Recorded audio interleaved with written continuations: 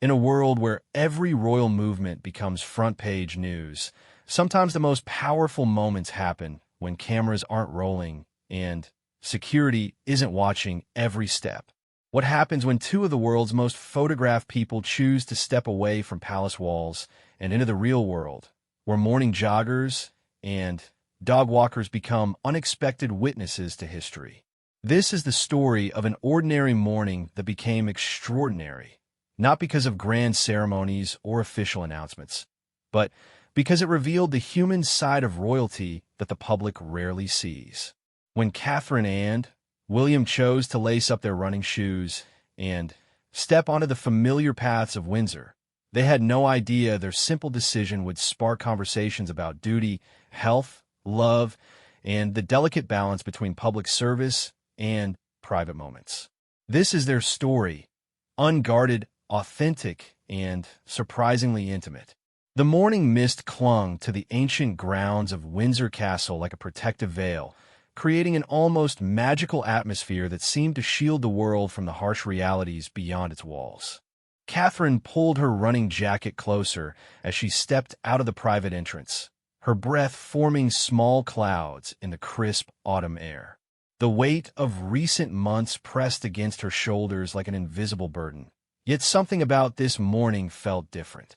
Perhaps it was the way William had suggested the run, without any prompting from their security team. Or maybe it was the genuine smile that had crossed his face when she agreed without hesitation. The past year had been a whirlwind of challenges that no amount of royal training could have prepared them for. Health scares, family tensions, and the constant pressure of public scrutiny had tested their resilience in ways they never imagined. Catherine remembered the countless nights when sleep eluded her, replaced by worried thoughts about the future and the responsibilities that seemed to grow heavier with each passing day.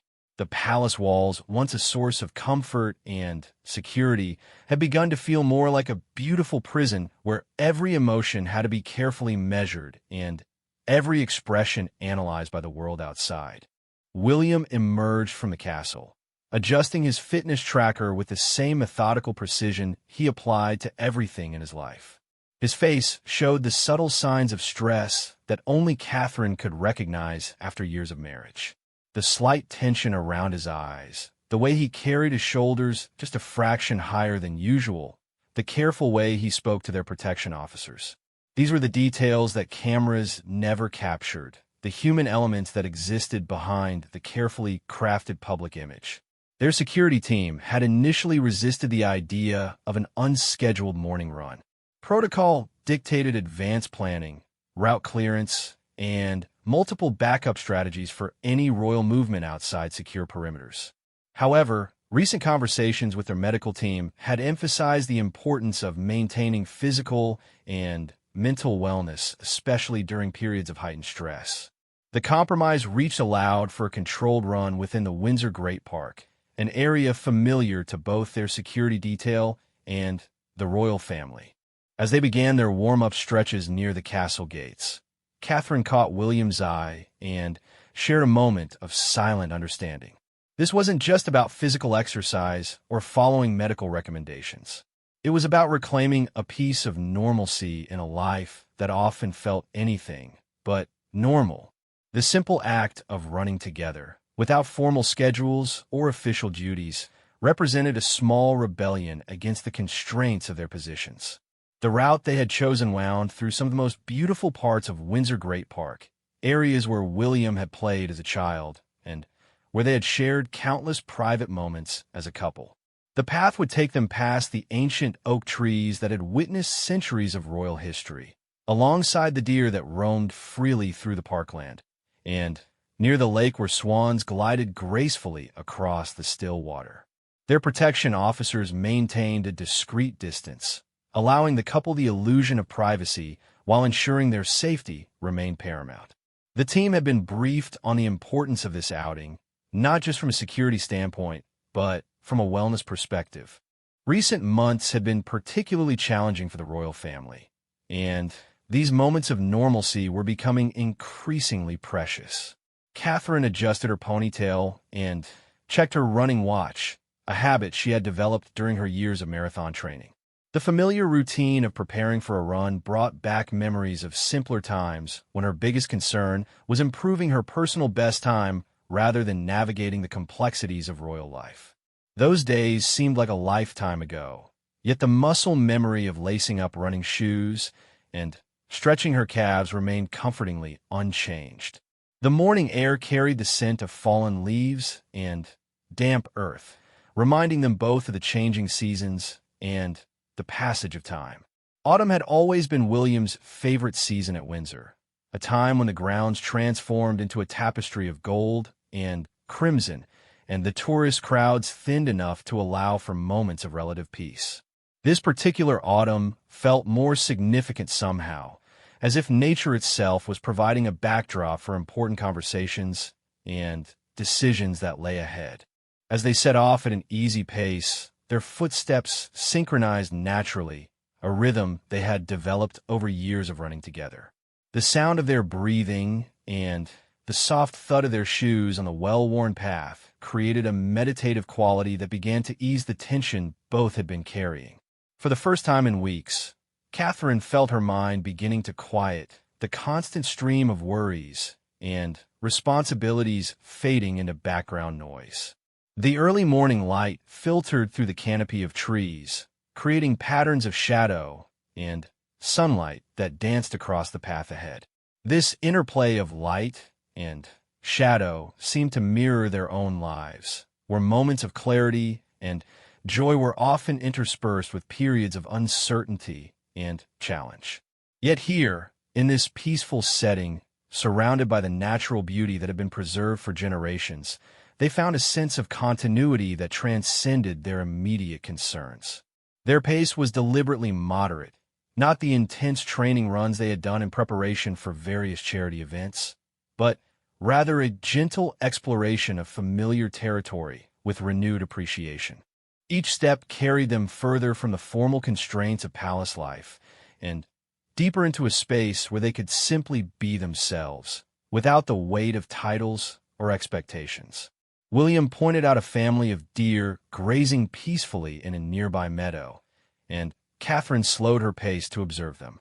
These moments of connection with the natural world around Windsor had become increasingly important to both of them, serving as reminders of the beauty and simplicity that existed beyond the complexities of their public roles.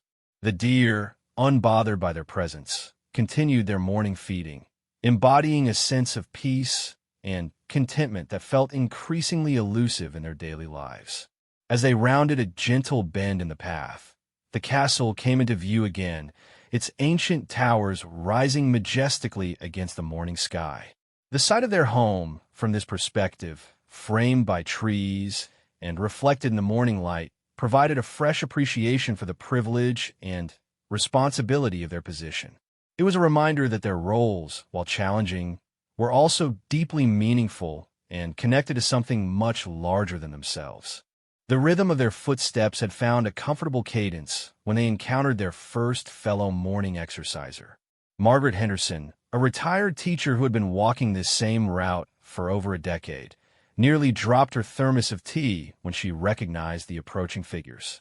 Her immediate reaction wasn't to reach for her phone or call out for attention, but rather to step slightly aside with a respectful nod, the kind of understated acknowledgement that spoke to the unique relationship between the British public and their royal family. Catherine offered a warm smile and a quiet good morning as they passed, a simple exchange that carried far more weight than its brevity suggested. For Margaret, this moment would become a cherished memory, a reminder that royalty could be both extraordinary and remarkably human. For Catherine, it was a welcome return to the kind of genuine interaction that palace life often made impossible.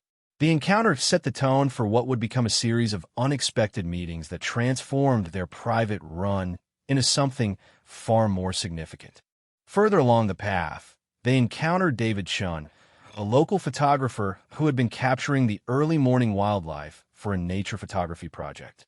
David's professional instincts kicked in when he spotted the royal couple, but his personal integrity won out over potential financial gain. Instead of raising his camera, he simply continued with his original purpose, photographing a magnificent red deer that had wandered close to the path. This choice didn't go unnoticed by William, who appreciated the photographer's discretion and made a mental note of the man's respectful approach. The couple's conversation during this portion of their run touched on subjects they rarely had time to discuss in their formal daily schedule. They talked about their children's upcoming school events, sharing concerns and excitement about their development with the kind of parental intimacy that transcended their public roles. Catherine mentioned her hopes for their daughter's growing confidence in public speaking, while William shared his pride in their youngest son's recent achievement in mathematics. These personal moments were interwoven with broader discussions about their upcoming engagements and the careful balance they were trying to strike between their public duties and family priorities. Recent health considerations had forced them to reevaluate their schedules, leading to difficult but necessary decisions about which commitments to maintain and which to respectfully decline. The run provided the perfect environment for these conversations, away from the formal meeting rooms and official advisors who usually facilitated such discussions. As they approached the lake area of Windsor Great Park, they encountered Emma Thompson, a local veterinarian who was conducting her monthly health check on the resident swan population. Emma's work with wildlife conservation had brought her into occasional contact with royal patronage programs, though she had never met either Catherine or William personally. Her surprise at seeing them was evident, but her professional focus remained on the injured swan she was examining. William's genuine interest in Emma's work led to an impromptu conversation about wildlife conservation efforts in the park. His questions were detailed and well-informed, reflecting a deep personal interest in environmental issues that went far beyond his official patronages. Catherine contributed her own observations about changes she had noticed in the local bird population during her years at Windsor, demonstrating the kind of attention to detail that characterized her approach to everything in her life. Emma later described this encounter as a masterclass in genuine engagement, noting how both Catherine and William listened intently to her explanations and asked thoughtful follow-up questions. Their interest wasn't performative or politically motivated.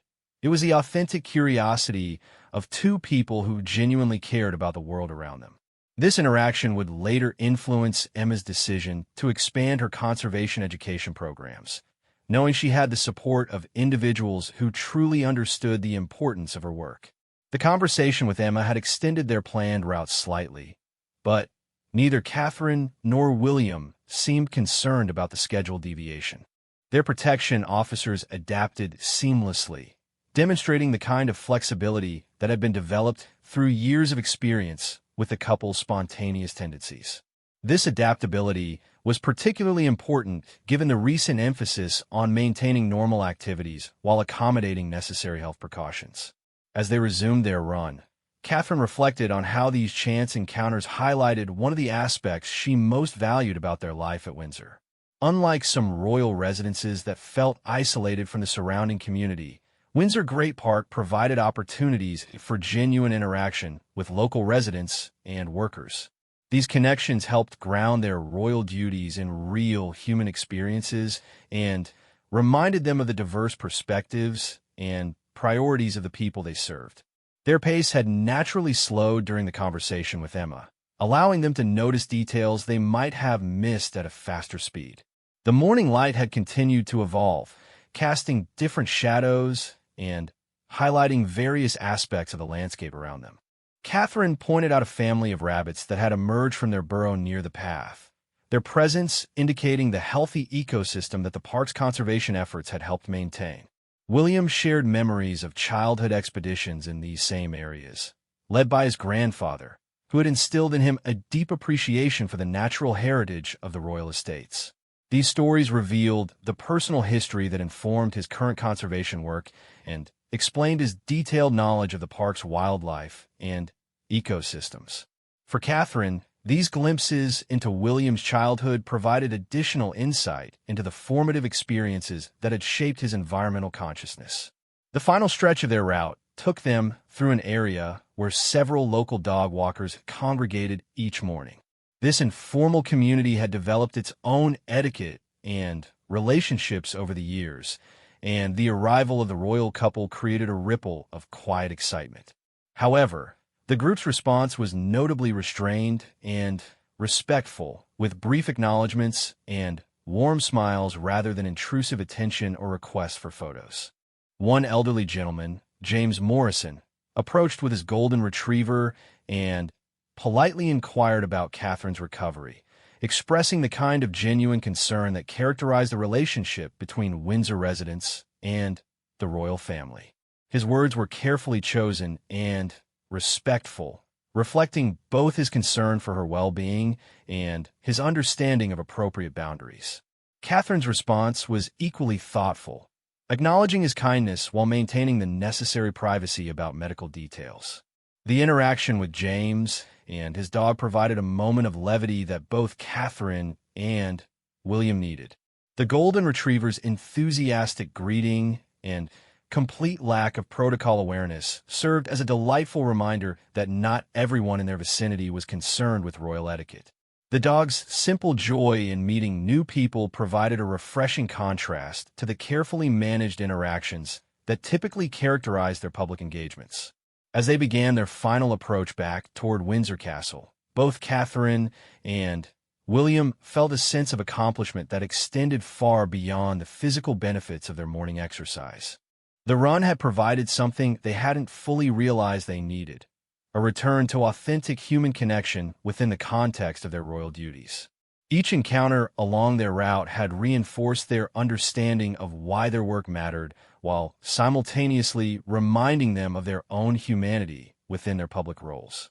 The conversation during this final stretch turned to more philosophical topics, the kind of deep discussion that their usual schedule rarely accommodated. Catherine shared her thoughts about the importance of maintaining genuine connections with the communities they served, noting how the morning's encounters had reinforced her belief in the value of informal interaction. William reflected on the balance between accessibility and security, acknowledging the challenges their protection team faced in facilitating these spontaneous moments while ensuring their safety. Their discussion touched on the children's future roles and the importance of instilling in them the same appreciation for authentic connection that had characterized their morning run. Both parents were conscious of the delicate balance between preparing their children for public life, while ensuring they maintained the ability to form genuine relationships with people from all backgrounds. The morning's experiences had provided fresh insights into how they might achieve this balance. As they approached a small bridge that crossed one of the park's streams, they encountered Sarah Williams, a nurse who was beginning her morning walk before starting her shift at the local hospital. Sarah's work had become increasingly demanding in recent years, and her morning walks served as essential preparation for the emotional and physical challenges of her profession. Her surprise at meeting the royal couple was evident, but her professional composure remained intact. The conversation with Sarah revealed the depth of Catherine's understanding of healthcare challenges and her genuine appreciation for frontline workers. Their discussion wasn't limited to polite pleasantries, but included detailed questions about staffing challenges, patient care innovations, and the personal toll of demanding medical work. William contributed his own observations from recent hospital visits, demonstrating his awareness of the systemic issues affecting healthcare delivery. Sarah later reflected on how this unexpected encounter had reinforced her commitment to her profession. The genuine interest and informed questions from both Catherine and William had validated the importance of her work in a way that formal recognition ceremonies couldn't match. This personal acknowledgement from individuals she deeply respected provided motivation that would sustain her through many challenging shifts ahead. The security team's management of these various encounters had been exemplary, allowing for authentic interaction while maintaining appropriate protective protocols. Their ability to read situations quickly and adapt their positioning accordingly had been crucial in facilitating the natural conversations that had characterized the morning. This balance between security and accessibility represented years of experience and careful planning that often went unnoticed by the public. As they crossed the bridge, Catherine paused to watch the stream flowing beneath them, its gentle current carrying fallen leaves toward the Thames. This moment of quiet reflection provided an opportunity for both of them to process the morning's experiences and consider their broader implications. The stream's steady flow seemed to mirror the continuity of their roles and responsibilities, constant yet ever-changing depending on the circumstances they encountered. William pointed out how the stream connected to the larger river system that flowed through communities across the country, drawing a parallel to how their own work at Windsor connected to broader national and international responsibilities. This geographical metaphor helped frame their morning encounters within the context of their larger mission to serve and connect with people throughout the Commonwealth and beyond. Their approach to the castle's final stretch took them past the memorial garden where they had planted trees in honor of various causes and individuals over the years. Each tree represented not just a ceremonial moment, but a commitment to ongoing work and remembrance. Catherine touched the bark of a young oak they had planted the previous year in memory of healthcare workers, connecting the morning's conversation with Sarah to their formal memorial activities. The sight of the castle growing larger as they completed their circuit provided a visual reminder of the transition back to their official roles and responsibilities. However, the morning's experiences had enriched their understanding of how those formal duties connected to the real lives and concerns of the people they encountered. This connection would inform their approach to upcoming engagements and influence their discussions about future priorities. As they approached the castle grounds, they encountered one final morning exerciser, Tom Bradley, a retired military officer who had been running these same paths for over 20 years. Tom's disciplined approach to his morning routine had made him a familiar figure to the security team, and his veteran status created an immediate connection with William. Their brief conversation touched on military service, veteran affairs, and the ongoing support needed for service members transitioning to civilian life. Tom's perspective on recent changes in veteran support services provided valuable insights that would inform William's upcoming work with military charities. The conversation also revealed Tom's volunteer work with young veterans, offering practical support and mentorship that complemented the formal programs supported by royal patronages. This grassroots approach to veteran support impressed both Catherine and William, reinforcing their belief in the importance of community-based solutions. The final steps of their run brought them full circle to where they had begun, but both Catherine and William recognized that the experience had changed something fundamental about their morning and possibly about their approach to their roles. The combination of physical exercise, natural beauty, and authentic human connection had created exactly the kind of balance they had been seeking in their increasingly complex lives. Their cool-down stretches provided an opportunity to reflect on the lessons of the morning while their bodies recovered from the physical exertion. Catherine remarked on how the spontaneous nature of their encounters had produced more meaningful conversations than many of their scheduled meetings. William agreed, noting how the informal setting had allowed for the kind of honest dialogue that formal events rarely facilitated. As they prepared to return to the castle and resume their official schedules, both Catherine and William carried with them a renewed sense of purpose and connection. The morning had reminded them that their most important work often happened in these unguarded moments when genuine human connection could flourish.